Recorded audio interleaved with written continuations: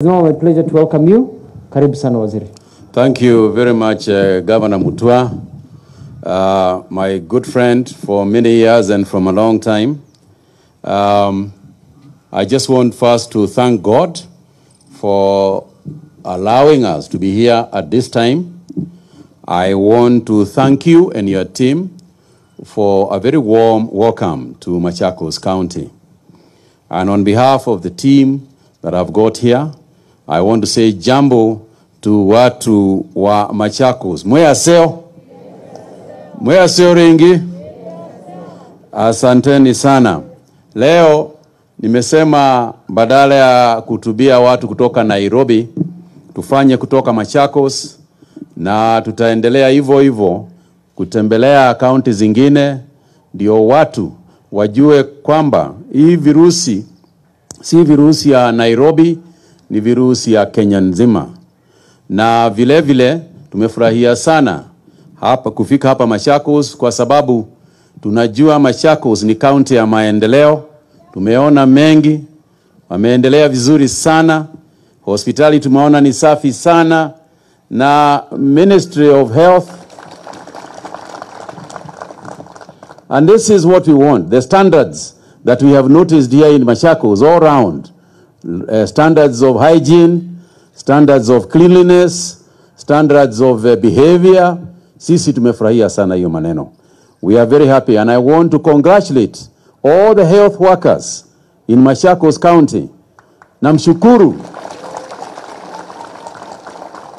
We are very pleased as a Ministry of Health and as a government. We are very, very pleased with what we are seeing here in Machakos in terms of general health care, but also in containment of COVID-19.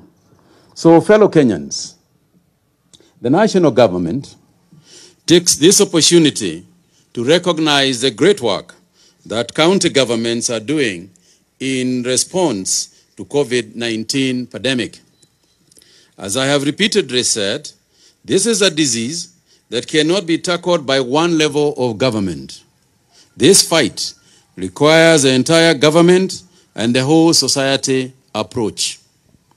The collaboration and cooperation between the two levels of government and the people of Kenya has been and has contributed to the gains we have made to fight this pandemic.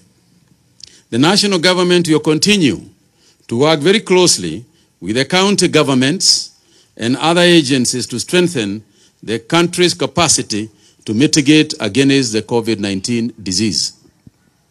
Today's visit to Machakos County is part of an elaborate plan being implemented by the ministry to inspect the levels of preparedness at the county level and to ascertain the type of support needed. This is important in helping the Ministry of Health to provide support based on the needs per county. Similar visits have been made to Siaya and Kajiado counties, and will continue until all the counties have been covered. When we started this fight against coronavirus, our initial focus was on capacity building at various levels. Emphasis was placed on escalating human resources as well as infrastructural capacities.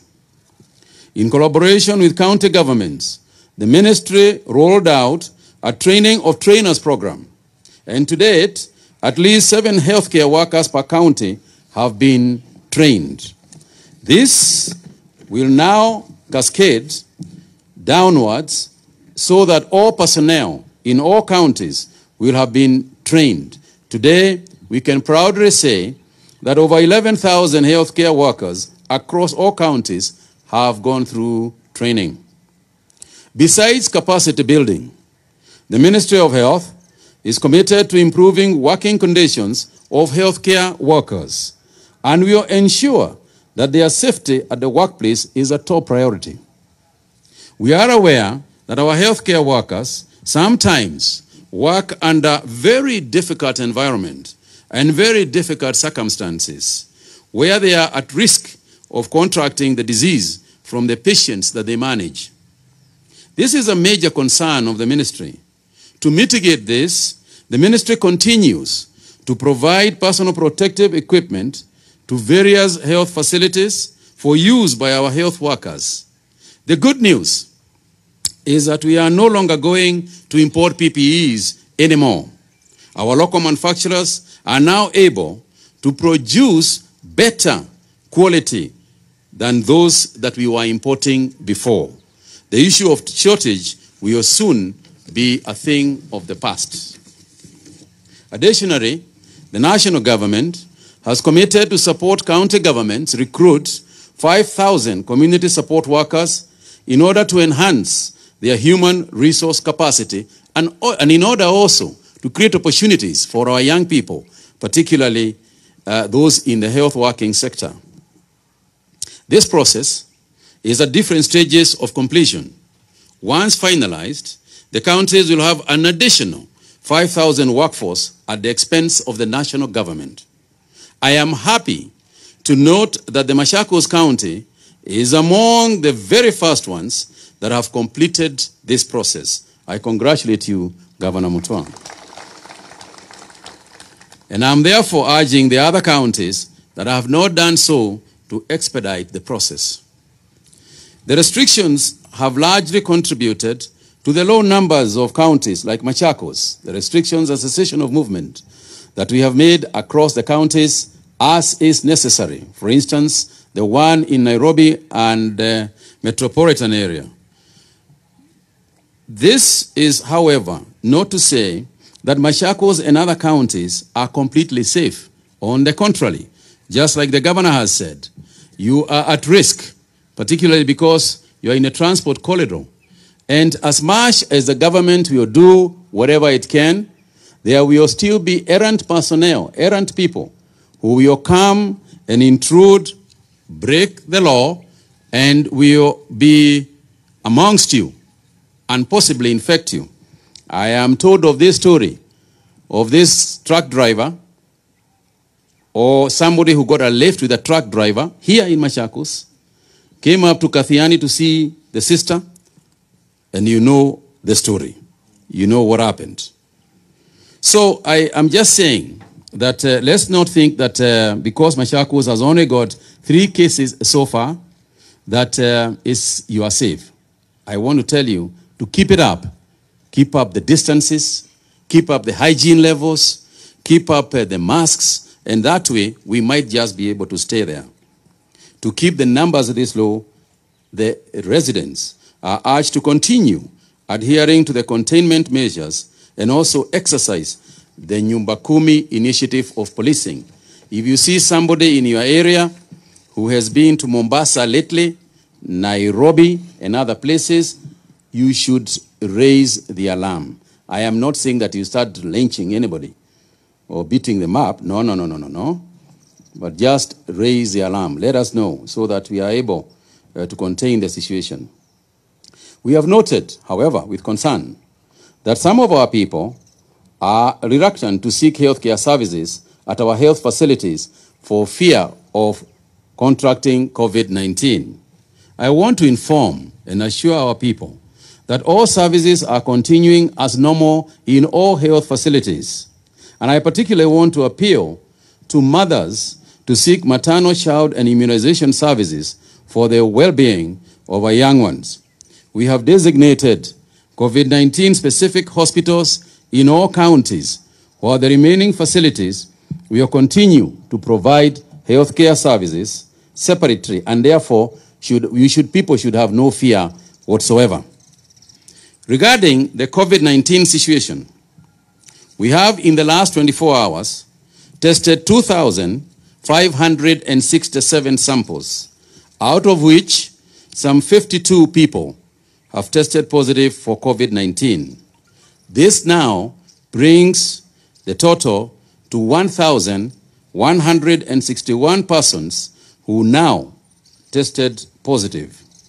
The cumulative tests so far are at a high of 55,074. In terms of the spread, Nairobi has a higher number this time with 23, Mombasa with 7, Busia with 7, and I would like to urge the government of Busia County to become extra vigilant and extra careful because it is a border point.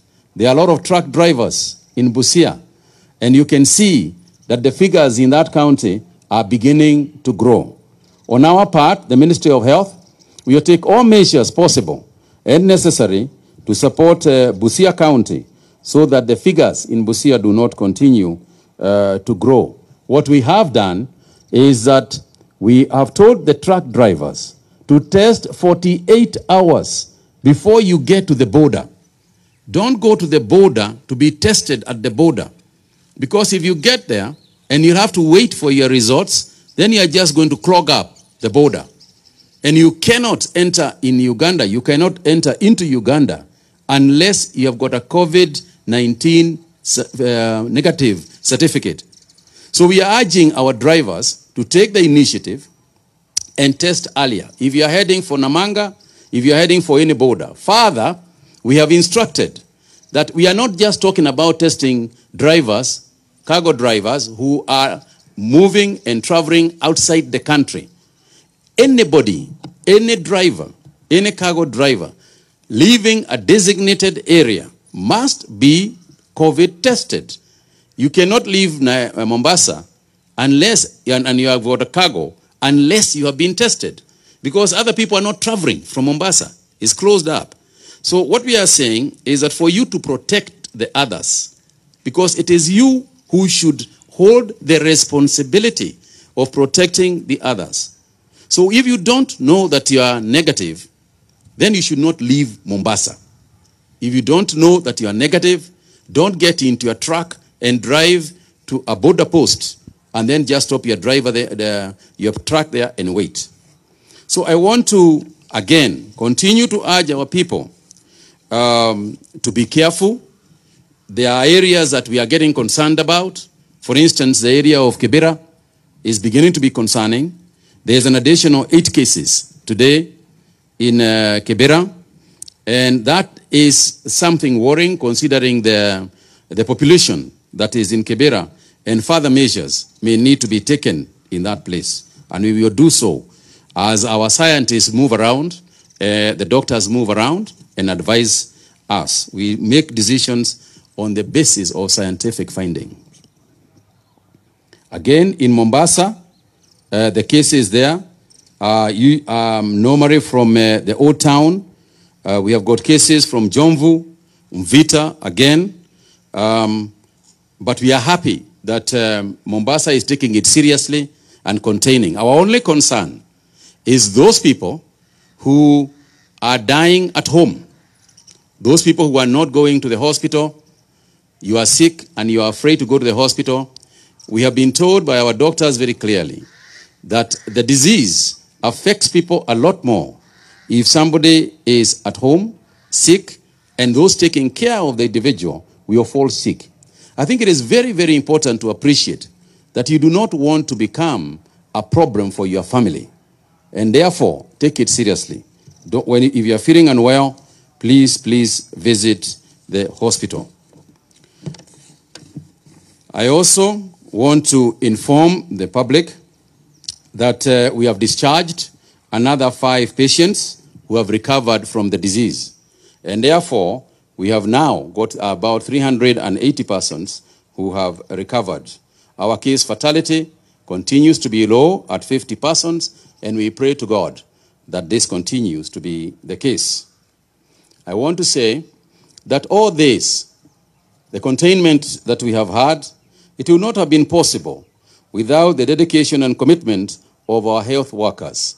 My friends, we salute you. Finally, I want to thank Machakos Governor Dr. Alfred Mutua and all the people of Machakos for the work they are doing in this fight.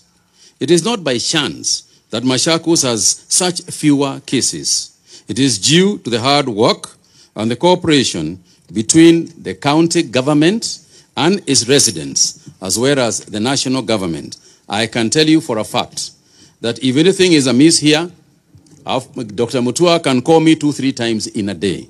He doesn't leave anything to chance. I also want to thank Kenyans in general for their understanding and support as we continue to tackle this enemy. I appeal for vigilance and urge everyone to strictly observe the containment measures that we have advocated. I want to say as I stop that devolution works. There were those naysayers who in the 2010 Constitution started wondering whether we should be devolved at all. I can tell you, without any fear of contradiction, that what we have seen in Machakos, we would never have seen if it was all being managed from Nairobi. That is a fact. Hakuna mtu hawezi kuona hiyo. Hii hospitali ilikuwaje wakati kulikuwa the management all the way from Nairobi? Hii hospitali ilikuwaje? Si ilikuwa mbaya? But when we look at you today, even when we look at your faces, we can tell that you are happy working in a clean hospital. The possibility that there would have been a cancer center here in Machakos at this time would have been very, very difficult. And I want to congratulate you once again, Governor, for the initiatives that you have taken and for your forward-looking and the way you manage your county. I have just come from a very nice building called the White House, I'm told. And I can tell you for sure, it's better than my office. And, you know, there will be those who will criticize the governor and say, why are we building a big thing like this? In my community, as I was explaining to the governor, we have a saying, Kedu kinene kiuru no kiroda. Maybe, Governor, you can translate that one. Kindu kinene kidhuku no kitau. Kitu kibaya, Zindio? kubwa ni kidonda. Hiyo ingine yote ni sawa. Umekubaliana na hiyo maneno? Yes, kwa hivyo is good, and I like the way that the government of Machakos is very fisheristic. You see far. The benefits of what Governor Mutua is doing is not him who is going to benefit. On the contrary, whoever will be the new governor of Machakos should bring a mbuzi for the old governor because of the building. He'll just occupy a nice place. So watu wa Machakos tunataka kusema hongera, muendelee vile vile hivyo hivyo mnafanya, na umoja ni kitu ya maana sana. You know, the problem has been that in a lot of counties there has been fights between members of parliament, between the governor, the senator, and when people are fighting, we cannot see progress. But when people are working together, then we can see the kind of progress that we are seeing here in Machakos County. Asanteni sana, and thank you all once again. Thank you, healthcare workers. Let's continue working in that spirit. As usual, I'll take a few questions, maybe after Governor Mutua wraps up.